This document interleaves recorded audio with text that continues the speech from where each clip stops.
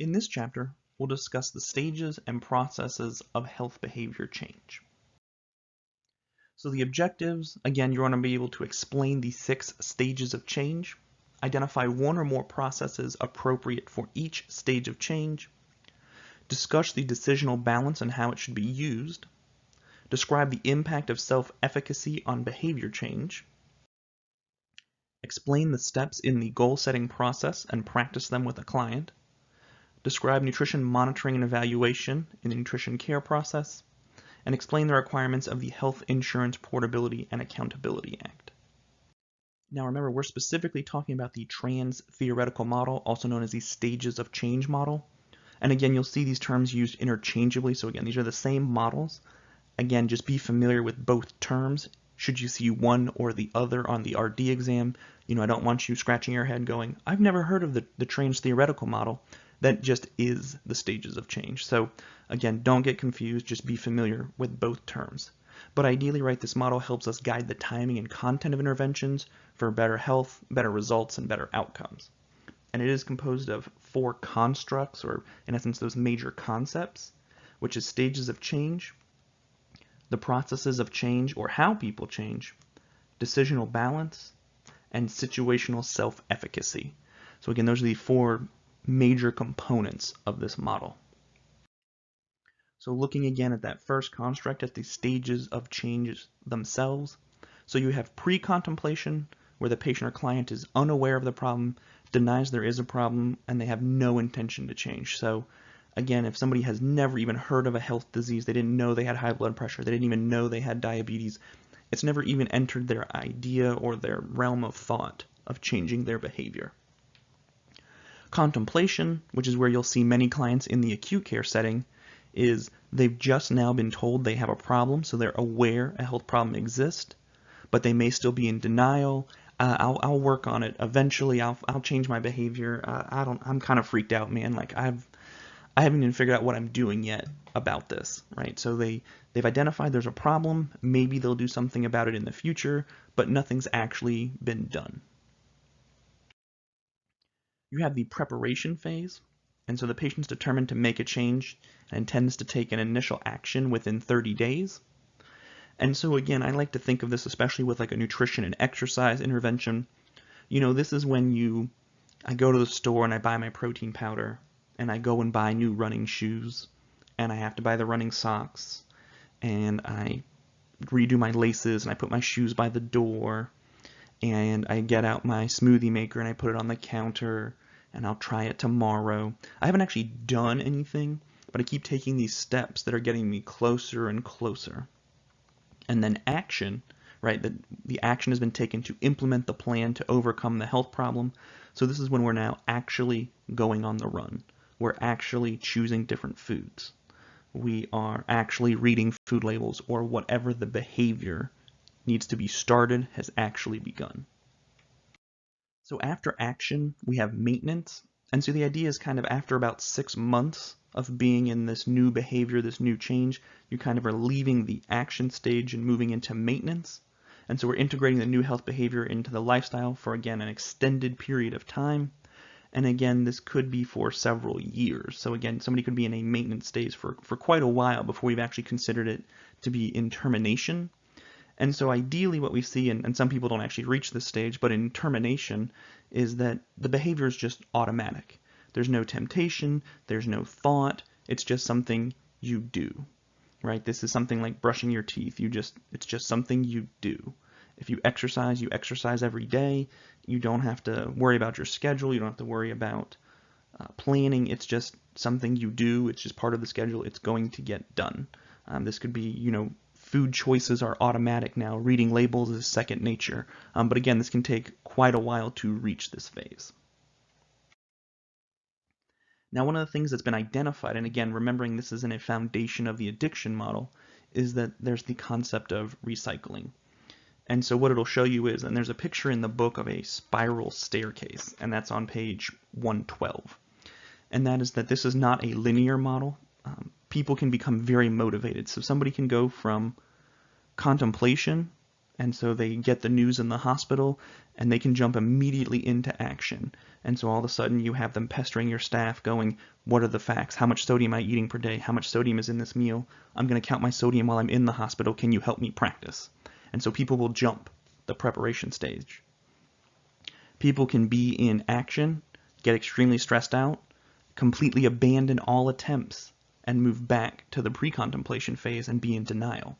And so what we don't, this is not a linear model. You don't have to go 1, 2, 3, 4, one step at a time. People can make leaps, people can go backwards, people can go forwards, and so they describe this as a spiral pattern. But something that we acknowledge and plan for are lapses and relapses, again building off of that addiction model theory. People will make small mistakes, which is a lapse. So you eat one meal that is not in line with your new behavior change, whereas a relapse is a complete abandonment of the plan, and this is usually when people then would change a stage and go back into contemplation, preparation, etc. The second construct is specific processes of change. And so there's 10 processes of change or specific activities to help a client progress through the stages of change. And so these processes are specific cognitive and behavioral activities with specific tasks and goals to change behaviors, thoughts, and intentions. Because again, we have to change what the patient values or finds important in addition to changing the behavior itself. So let's take a look at these specific processes. So these processes are on page 118 and 119. And these include consciousness raising, which increases a patient's awareness to the risk and consequences. Dramatic relief or catharsis, which increases the patient's emotional awareness. You have self-reevaluation, which includes both cognitive and affective reassessment of the patient's self-image. You have environmental reevaluation, looking at effects on the social climate. Self-liberation, which is the belief that one can change and commitment to the act of change. Social liberation, which increases social alternatives and opportunities. Counter-conditioning, changing the behavior in response to activities. Stimulus control and removing environmental cues. Reinforcement management with positive reinforcement and rewards. And helping relationships with support for the behavior change. So again, these are on page 118 to 119, and I would strongly recommend making note cards for each of these 10 specific processes. Now, the big thing is that we need to be able to match these processes to their specific stages of change to get the most success. So some examples include in the pre-contemplation stage, this would include things like consciousness raising and self-reevaluation. Whereas once the patient has already considered the behavior change in contemplation, this may include continued consciousness raising and environmental reevaluation. Some additional examples in the preparation stage, we may look at things like stimulus control, so avoiding something that would cause a relapse, reinforcement control, and self-liberation. The action stage may include things, again, like continued stimulus control and reinforcement management. Next, we'll take a look at the third construct, which is decisional balance, which is the process of weighing the pros and cons of changing, as well as the pros and cons of not changing. And so again, there's a chart on page 121, although I typically use a different shaped chart. It looks like a plus sign to make these decisions, where again, what you're hoping the client will be able to identify is that there are more reasons to change and more negatives to not changing. And so then they will come to their own conclusion that they should be changing their behavior. Again, we cannot force a client to make a change. And that fourth construct is situational self-efficacy. So this is the belief that one can cope with temptation in high-risk situations without giving in or relapsing to former behaviors. And so again, remember specifically we're talking about situational efficacy. And again, based on the addiction model, this is your classic, if you walked by a bar, could you resist going in? If somebody offered you a cigarette at work, could you resist? Now again, we're also applying this though to looking at behaviors. So if you were offered regular soda at a fast food restaurant, would you be able to return your drink and instead consume a diet soda? Or if you had the opportunity to get a ride from someone as opposed to engaging in exercise or walking, would you still choose to walk? So on and so forth. And so again, this affects motivation and coping that the clients deal with. So clients who are higher motivated and have more coping skills will have improved self-efficacy. Next, the chapter discusses goal setting. So again, if we're looking at a patient who is moving into the action stage, and this is appropriate, then we would want to start setting goals for our new behavior. So again, new behaviors are enhanced with a specific goal or a structure to that goal. But again, these are based on the client's willingness to change, and again, taking an active role in starting that behavior change. So our 4 steps include goal identification, goal importance and acceptance, goal analysis and overcoming obstacles, and goal implementation. So again, step 1 is goal identification, and we want goals to be SMART goals. That is specific, measurable, attainable, realistic, and time specific. Now I will say, and I'm going to do some investigation on this for you, which is no one's been able to explain the difference to me in attainable and realistic. I have always heard it as acceptable, although this text does list attainable. And I have seen other texts disagree on acceptable versus attainable. But again, goals should not be something like, I want to get in shape. What shape? Right? That's not really a thing. So instead, we would say, for example, specific, lose 5 pounds. Can I measure pounds? Yes. Now, I've always learned acceptable, which is, did the client come up with it? Does the client accept this goal? We look at things like realistic. Is losing 5 pounds realistic? Yes. But it depends on our timeline. I would like to lose 5 pounds in the next month. That's specific, measurable. The patient came up with it. 5 pounds in a month is realistic, and we have a time frame of 1 month. So again, goals though should be small steps, as short-term challenging but still attainable goals are motivating and self-satisfying, and again, success increases self-efficacy and motivation. Step 2 is goal importance and acceptance. So again, assess the goal's importance on a scale of 1 to 10. So again, the goal should have been client identified, and it should be a goal that is of high importance to the client. Now the frustrating part is that we may identify goals that should be worked on immediately, and we think they should have the highest importance. For example, checking your blood sugar regularly to make sure that you are not going into DKA or hyperosmolar state. The patient, though, may be more concerned about their food choices, so they will place low importance on checking their blood glucose, which is starting a new behavior, and more importance on change to their diet. Again, to be successful, we want to make sure that we are assisting the patient with goals that they have identified as being important. Step 3, goal analysis and overcoming obstacles. So here we need to discuss how physical, cultural, social, and cognitive environments can affect goals. And again, this partly goes back to looking at our different processes with things like stimulus control and reinforcement, and looking at the environment the patient will be in. So we want to discuss problems or barriers to achieving goals, and then discovering how the patient can be helped to overcome those obstacles. And so again, if patients are identifying barriers, this is where we might be able to help them come up with solutions that they may not have thought of. So again, they still have dedicated themselves and come up with this goal. We're just helping them plan for it, but we're still not coming up with the goal or how to do it. We're just helping them reach a conclusion they are already expressed a desire for. And then step 4 is implementation. So here we have specific steps the client can take. Here we can actually provide nutritional information, and we'll talk about some examples of that in the upcoming slides. We can help the client compare their performance to their goals. So again, if we want to lose 5 pounds in 1 month, you can check your weight on the scale, see if you are on track to meet your goal. Again, we know that attaining our goals is motivating and increasing self-efficacy, while not meeting a goal decreases self-efficacy.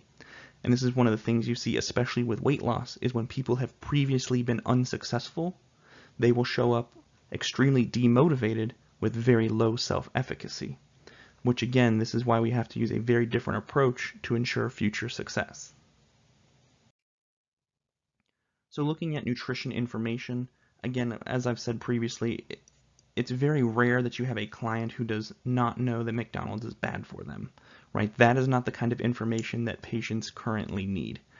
Instead, there may be specific skills or pieces of information that will help them reach their goals, such as how to read food labels, and while most can read calories, some may be more confused by things like sugar content, portion sizes, or total fat versus saturated fat. So there may be some specific skills they're lacking in.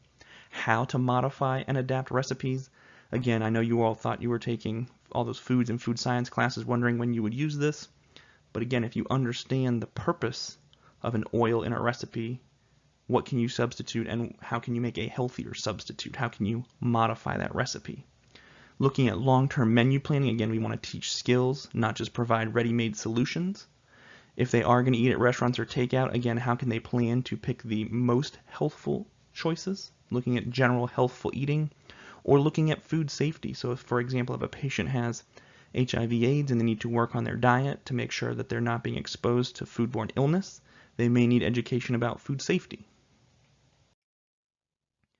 Again, we can focus on specific nutrients, so for example, sodium or carbohydrates, depending on blood pressure or diabetes issues. How to understand supplements or if they're appropriate, correcting misinformation and where to find appropriate nutrition information, and again, looking at our specific fat, carbohydrate, sodium, or specific calorie counting. We may also want to help patients with drug-nutrient interactions. Again, it's mandated by JCAHO for certain medications that patients receive documented education. So for example, with the drug warfarin, educating the patient on the sources of dietary vitamin K, as well as understanding the need to maintain a consistent intake. How to manage appetite or recognize cues, or looking at helping the patient understand the relationship between their diet and their health problem.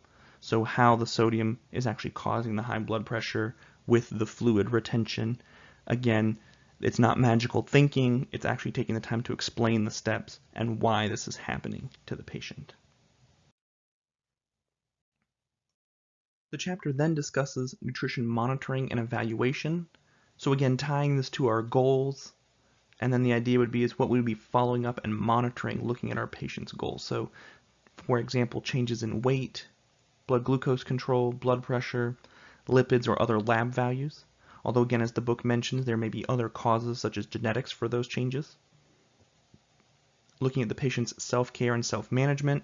So again, maybe the patient's goal is to keep track of their blood glucose more frequently. We can look at their blood glucose log. Their improvements in knowledge and dietary changes, so what they remember from the previous session. So again, maybe they remember additional information, or again, other lifestyle changes. Now again, when it comes to the documentation procedure, so again, there are standards that are set by Joint Commission to address quality of care issues. And so again, this is ongoing and part of all steps in the nutrition care process. So this is the things that determine, for example, patients are always sent home with discharge instructions. Again, we want to actually follow up and determine if health outcomes and goals are achieved. And again, looking at follow-up reassessment. And then lastly, it does have some information about that documentation procedure. So again, looking at that follow-up assessment or that continued care. So again, when communicating with a patient via internet, email, or telephone, again, being aware of HIPAA requirements for protection of the patient's information. So again, especially if you are working with patients in an outpatient basis, you want to make sure that you have a computer system that meets HIPAA requirements, including your email that needs to be encrypted. And so again, clients' informed consent and agreement for use and disclosure of protected health information is needed. So specifically within the state of Florida, For a patient who is under the care of a physician for any disease process, the dietitian must make a good faith effort to contact that physician to discuss nutrition counseling with that physician. So for example, we don't want a patient to have conflicting information. So a patient comes to see you, they say, I need to be seen to work on my cardiovascular disease, I need to work on changing my saturated fat intake, or whatever they say. You need to make a good faith effort to contact the physician that referred them, which would be either a cardiologist or their family doctor, right, that general practitioner. And again, say, hey, I'm the dietitian, I'm going to be working with them on reducing saturated fat, sodium, and so on and so forth. And they'll say, yep, that's everything we want them to do, keep doing what you're doing. We just don't want to make sure that there is any issues. Again, you wouldn't really be discussing medication, but again, this is the same issue with the family practice, the general practitioner versus the cardiologist. If they both put the patient on medication for their blood pressure and they don't communicate with each other, then the patient's now getting double dosed. And while it may not be as an extreme of an example with nutrition, again, we want to make sure that all healthcare providers are on the same page and providing consistent messages. With that being said, thank you for your time, and I look forward to your questions.